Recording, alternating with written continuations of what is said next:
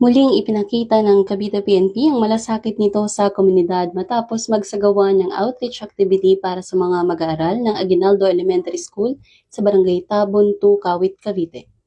Sa pagtutulungan ng Cavite PPO, Kawit Municipal Police Station at Katimugang Masonic Lodge 509 na mahagi ng mga school supplies, paing at tumbler sa mga estudyante bilang suporta sa kanilang pag-aaral at paghahanda sa kanilang araw-araw na pagpasok sa paaralan.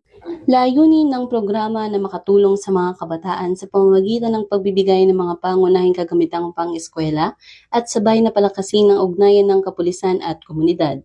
Naging daan din ang aktibidad upang maipadama sa mga mag-aaral na may institusyon at organisasyong handang umalalay sa kanilang pag-abot ng mga pangarap.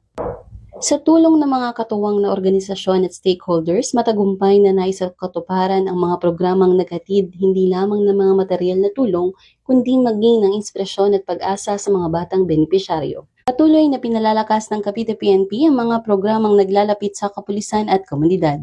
Bilang bahagi ng layunin nitong maitaguyod ang bagong PNP para sa bagong Pilipinas, serbisyong mabilis, tapat at nararamdaman. Mula sa Cavite Police Provincial Office, ang tahanan ng mga bayaning pulis, ako ang inyong PNN correspondent. Alagad ng batas, tagapagtaguyod ng Balitang Pulis.